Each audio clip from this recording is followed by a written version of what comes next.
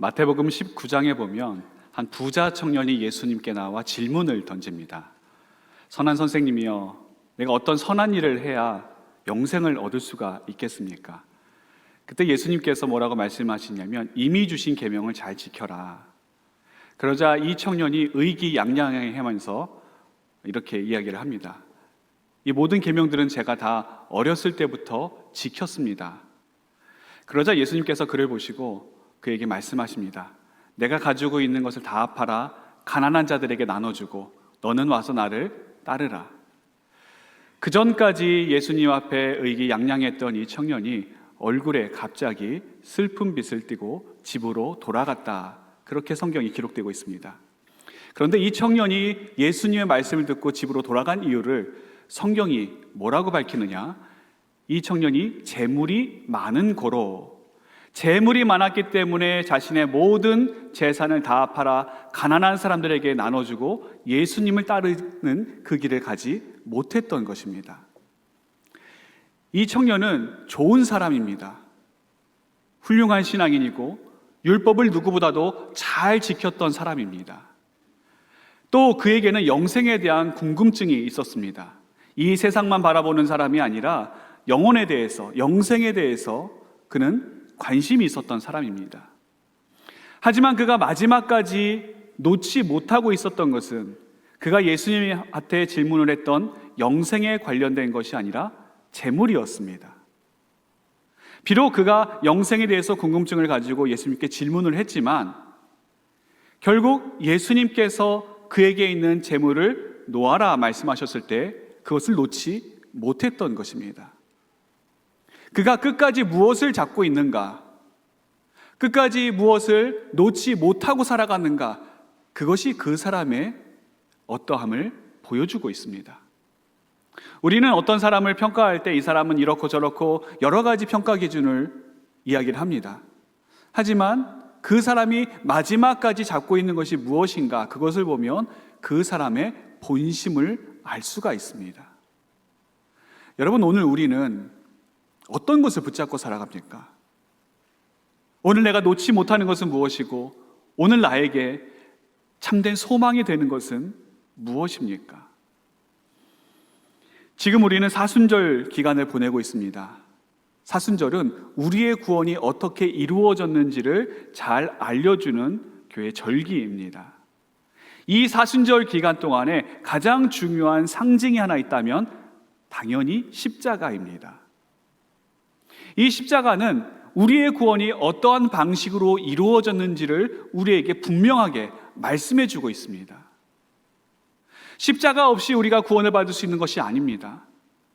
십자가 말고 다른 대안이 있는 것도 아닙니다.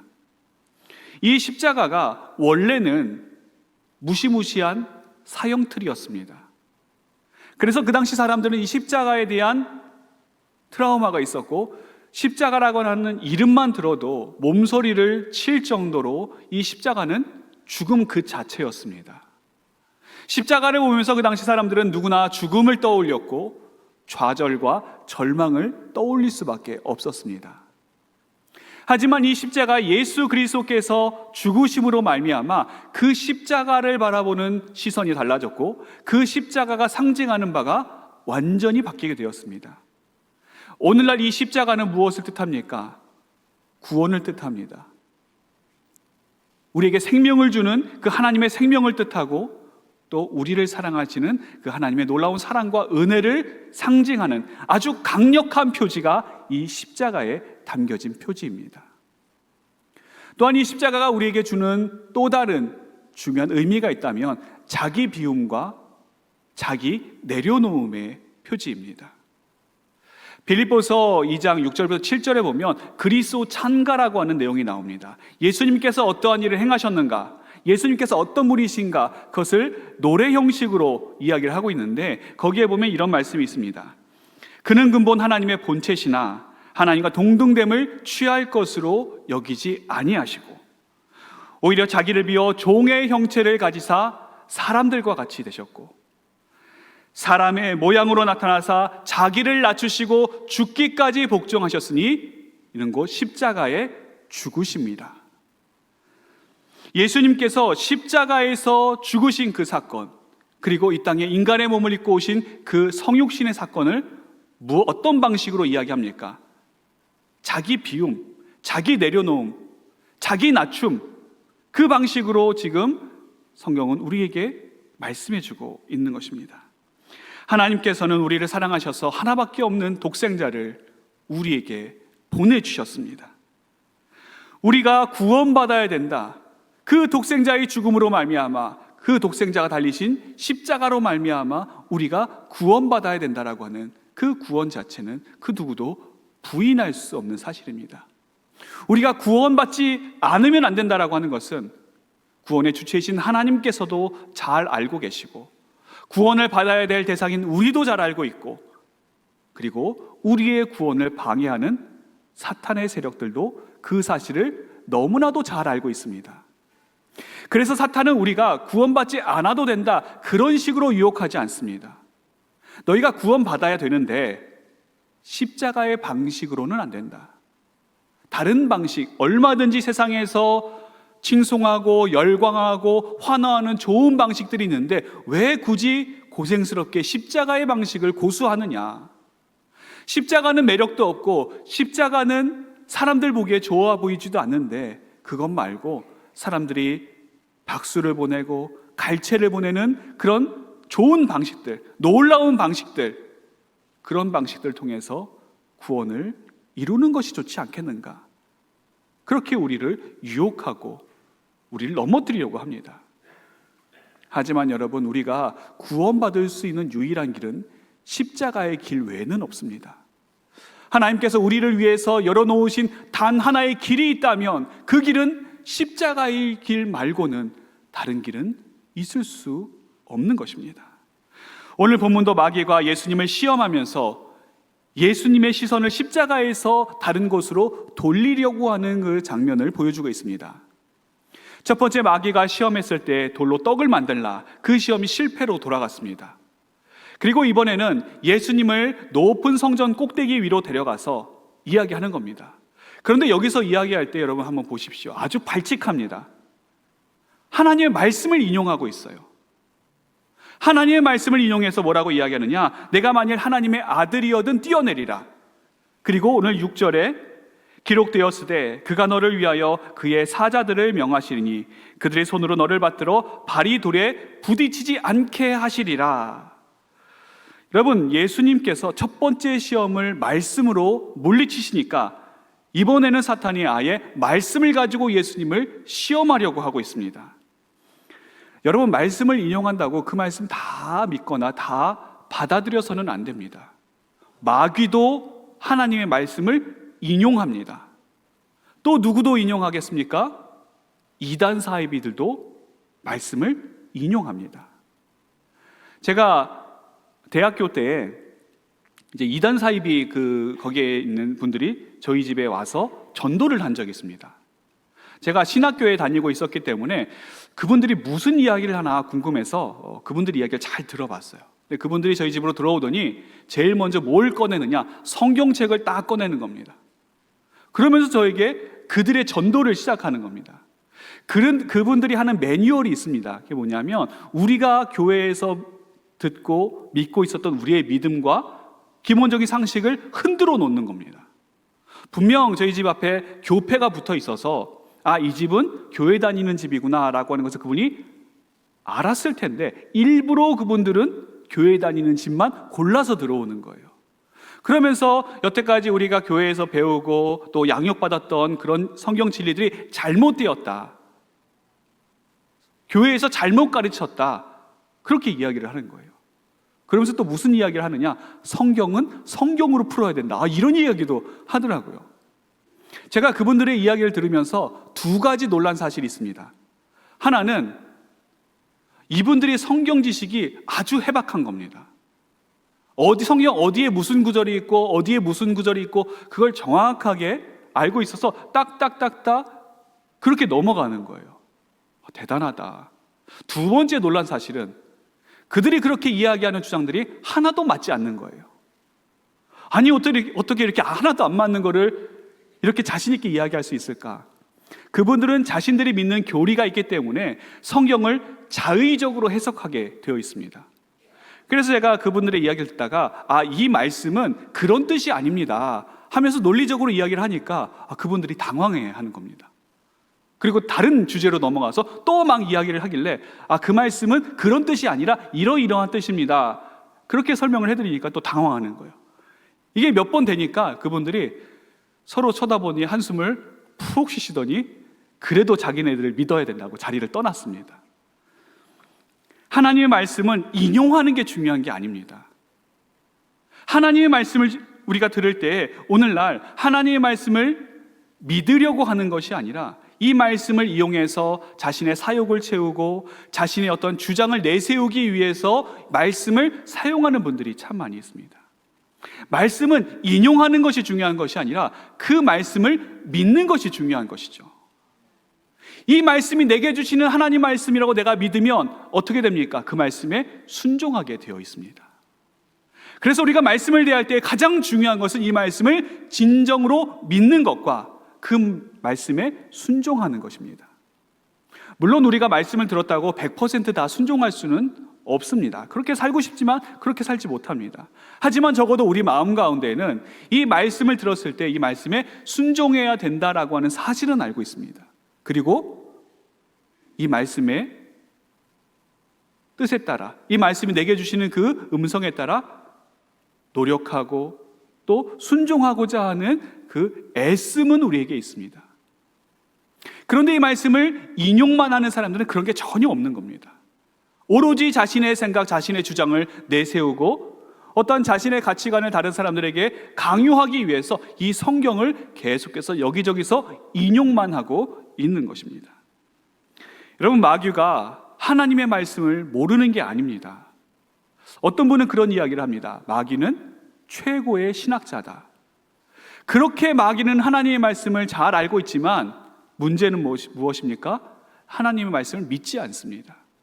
더욱이 하나님의 말씀에 순종하지 않습니다. 그러니 감히 예수님 앞에서 예수님을 시험하는 도구로 하나님의 말씀을 인용하고 있는 것 아니겠습니까? 지금 마귀가 예수님을 넘어뜨리려고 인용한 이 성경 말씀은 시편 91편 11절부터 12절의 말씀입니다. 이 시편 91편 전체의 내용을 보면 하나님께서 우리를 어떻게 보호하시고 우리를 지키시는지에 대한 내용들이 여기에 다 나오고 있습니다. 그런데 사탄 마귀가 그 중에서 자기 입맛에 당기는 그 구절만 뽑아다가 지금 예수님께 시험을 하고 있는 것입니다. 우리 인간이 가진 가장 큰 염려나 걱정이 있다라고 한다면 우리의 안전과 건강과 생명에 관한 것일 것입니다. 최근 미국의 갤럽에서 전 세계인들을 대상으로 조사한 바에 따르면 전 세계 인구의 약 40%가 걱정을 안고 살아간다, 그렇게 답을 했습니다. 그런데 걱정거리에도 여러 가지 내용들이 있는데 그 중에 중심은 무엇인가? 우리의 건강, 우리의 안전, 우리의 생명, 거기에 초점 맞춰져 있다고 이 갤럽은 조사를, 그렇게 결과를 발표를 했습니다. 어떤 분은 건강에 대한 염려가 참 큽니다. 그래서 건강식품이라고 한다면 이것저것 다 드시고 또 운동도 열심히 하고 그러면서도 건강에 대한 염려를 떨쳐버리지 못하는 분도 있습니다. 또 어떤 분은 안전에 대한 염려가 너무 커서, 제가 아는 분은 가스불을 못 켜는 분이 있습니다. 혹시 예전에 무슨 가스 사고가 있으셔서 그러신가 여쭤봤더니 그게 아니라 뉴스에서 가스 폭발 사고를 접했는데 그때 두려움이 생겨서 가스불을 못 켜는 거예요. 뿐만이 아니라 오늘날 뉴스를 보면 또 들려오는 소식들은 얼마나 우리의 생명을 위협하고 생명의 위험이 다가오는 그런 내용들이 얼마나 많이 있습니까? 그래서 마음 놓고 집 밖으로 나가지 못하는 분들도 굉장히 많이 있습니다. 오늘 마귀의 시험은 첫 번째 그 부분을 건드리고 있는 것입니다. 내가 하나님의 아들이라면 하나님께서 너에게 기적을 베풀어 주셔서 너의 안전을 지켜주시고 너의 건강을 지켜주시고 너의 생명을 지켜주시지 않겠느냐. 여러분, 마귀가 예수님께 한 이 말이 맞습니까? 안 맞습니까? 맞습니다. 성경에 보면 하나님께서 우리의 생명을 지켜주시고 건강을 지켜주시고 우리의 안전을 지켜주신다, 그런 내용들이 참 많이 나옵니다. 그런데 문제는 무엇인가? 마귀의 말이 틀려서가 아니라 그 말씀을 인용하는 그 방식이 잘못된 겁니다. 말씀을 사용하는 방식이 잘못된 거예요. 원래 이 시편 91편의 말씀은 우리가 하나님의 자녀이면, 우리가 예수님을 잘 믿으면 아무런 근심 걱정이 안 생기고 아무런 어려움이 나에게 닥치지 않는다, 그런 말씀을 하시는 것이 아니라 우리가 힘들고 어려울 때, 고난이 우리에게 찾아오고 어려움이 우리에게 닥칠 때, 그럴 때가 있을 터인데, 그럴 때에 우리는 어떻게 살아가야 되는가? 누구를 바라보고 누구를 의지해야 되는가? 오직 하나님만 바라보고 하나님만 의지해야 된다라고 하는 것이 시편 91편에서 우리에게 말씀하고 있는 그 내용인 것입니다. 근데 이 마귀는 그 말씀을 어떻게 변질시켜 버립니까?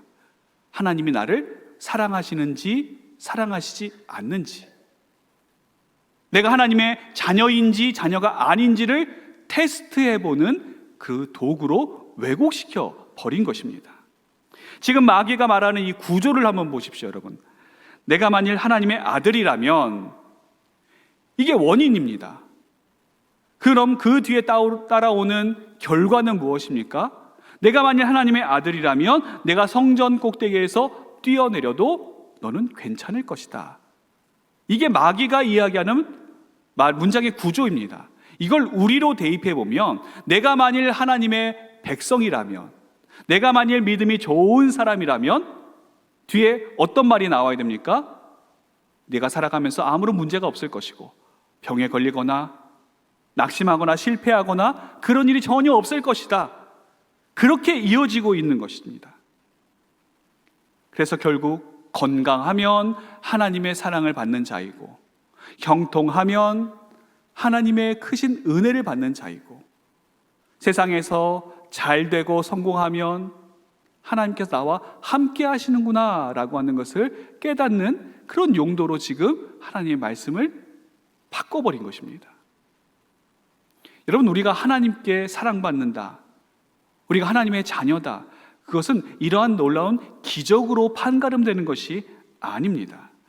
사탄이, 지금 마귀가 예수님께 이야기하고 있는 이 공식은 잘못된 신앙 공식입니다. 만일 그렇게 따지면 여러분, 성경에 나오는 사람들이 다 이렇게 잘되고 문제없이 살아가야 되는 것 아니겠습니까?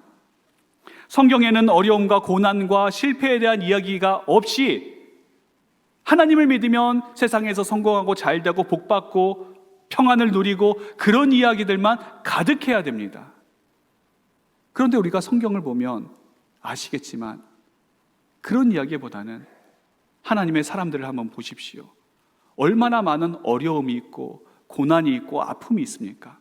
시편에도 여러분 보시면 시편의 저자들이 하나같이 하나님께 부르짖고 기도하는 것이, 하나님 내 병을 좀 고쳐주옵소서, 내 생명을 좀 살려주옵소서, 하나님 내가 이렇게 괴롭고 어렵고 정말 좌절과 절망의 골짜기를 지나고 있는데 하나님 나를 좀 살려주옵소서. 그들의 삶의 자리가 그런 자리입니다. 그런 아픔의 자리, 눈물의 자리, 괴로움의 자리, 그들은 그곳에서 하나님을 찾고 있는 것입니다.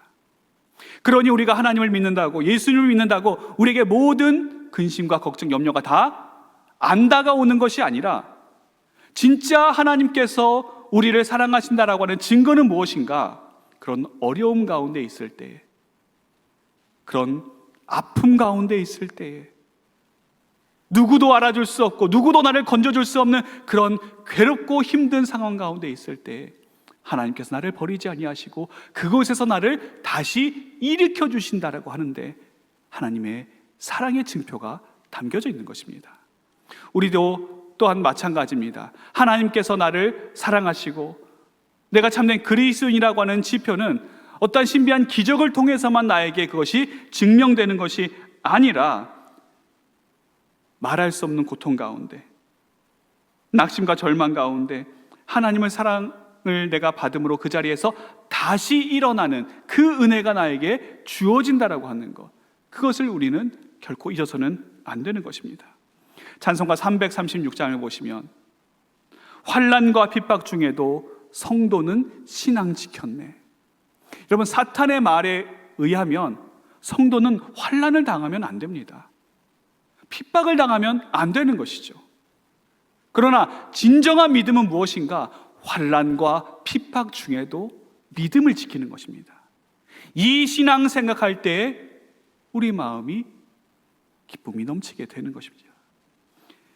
여러분, 우리의 신앙은 안전이 보장되고 건강이 지켜지고 생명이 아무렇지도 않게 우리에게 다가온다 할지라도 그것에 의해서 우리의 믿음이 지켜지는 것이 아니라 비록 내 건강을 잃어버린다 할지라도 내가 어려움 가운데 처한다 할지라도 나의 안전이 보장되어 있지 않다 할지라도 그럼에도 불구하고 우리 하나님을 바라보며 그럼에도 불구하고 우리 주님의 손을 꼭 붙잡고 나아가는 거기에 우리의 진실된 믿음이 있는 것입니다. 오늘 마귀가 예수님을 시험하는 두 번째 포인트는 놀라운 기적을 통해서 너의 구원을 이루라 라고 하는 것입니다. 내가 성전 꼭대기에서 떨어졌는데도 천사들이 너를 잘 받들어서 내가 털끝 하나 다치지 않고 땅에 사뿐히 착지하게 되면 사람들이 너에게 박수 갈채 보낼 것 아니냐. 그런 놀라운 기적을 보면 사람들이 너에게 몰려들고 내가 유명해지고 그 유명세를 통해서 얼마든지 구원을 쉽게 이룰 수 있지 않겠느냐. 내가 사람들의 영웅이 되어서 사람들을 멋지게 한번 구원해 보아라. 사탄은 지금 그 시험을 예수님께 하고 있는 것입니다. 여러분, 만일 예수님께서 사탄의 말대로 성전 꼭대기에서 뛰어내리셨다고 한번 생각을 해보십시오. 예수님께서 어떻게 되시겠습니까? 인간의 몸을 입으신 예수님께서도 죽으실 수밖에 없습니다. 사람은 높은 데서 뛰어내리면 죽는다. 그게 하나님께서 만드신 자연의 법칙입니다. 만일 예수님께서 성전에서 뛰어내리셨는데 다치지 않았다? 그것은 인간성을 버리시고 신성만 주장하는 겁니다. 예수님께서 이 땅에 오셔서 우리의 죄를 사하시고 다시 부활하신 것은 참 하나님이시자 참 인간의 모습으로 오셨고 그것을 통해서 우리를 구원하시는 구세주가 된 것입니다. 그런데 지금 이 사탄은 그런 예수님의 인성을 버리라, 오직 신성만으로 사람들을 구원해라, 그렇게 이야기를 하고 있는 것입니다. 예수님께서 그 말대로 했다라고 한다면 여러분, 예수님께서도 사탄의 시험에 넘어가실 수밖에 없는 것 아니겠습니까? 예수님께서 사탄의 말대로 성전 꼭대기에서 뛰어내리셨다. 그걸 다른 말로 무엇이라고 우리가 표현할 수 있냐면 사소한 일에 목숨 건다, 그렇게 표현할 수가 있습니다. 예수님께서 이 땅에 오신 것은 사소한 일에 목숨 걸려고 오신 것이 아닙니다. 하늘 보좌를 버리시고 이 땅 가운데 오신 예수님께서 우리를 구원하시기 위해서 십자가에 달리시기 위해서 이 땅에 오신 것 아니겠습니까? 그러므로 예수님은 그 십자가를 통해 우리를 구원하시기 위해 오셨지 어떠한 신비한 기적을 통해서, 놀라운 기적을 통해서 우리를 구원하시기 위해 오신 것이 아닙니다. 설령 예수님께서 성전에서 뛰어내리셨는데 정말 사탄의 말대로 털끝 하나 다치지 않았다라고 한번 생각을 해보십시오. 그 놀라운 기적이 예수님의 구원과 무슨 상관이 있습니까? 그 기적을 보이면 더 예수님의 구원이 잘 이루어지고 그 기적을 보이지 않으면 예수님의 그 구원이 뭔가 좀 부족한 걸로 되는 겁니까? 예수님께 성전 꼭대기에서 뛰어내리시는 것은 예수님의 구원과 아무런 상관이 없습니다. 그런데 예수님께서 왜 성전 꼭대기에서 뛰어내리셔야 되는 것입니까? 지금 사탄은 예수님께서 성전 꼭대기에서 뛰어내리기를 바라는 마음에 하나님의 말씀을 인용하면서 예수님을 시험하고 있습니다. 이번에 예수님께서 사탄을 물리치실 때도 하나님의 말씀을 이용하셔서 사탄을 물리치십니다. 예수님께서 인용하신 그 말씀은 신명기 6장 16절의 말씀입니다. 주 너의 하나님을 시험하지 말라. 신명기 6장 16절에 가면 이제 모세가 이스라엘 백성들에게 하나님 말씀을 전하는데, 이제 모압 땅에서 너희가 가나안 땅으로 들어가기 전에 어떻게 하나님의 뜻을 행하고 하나님의 뜻대로 살아가야 되는지를 신명기를 통해서 잘 이야기해 주고 있습니다. 근데 이 신명기 6장 16절에 주 너희 하나님을 시험하지 말라, 이 사건이 어디를 배경으로 하고 있느냐?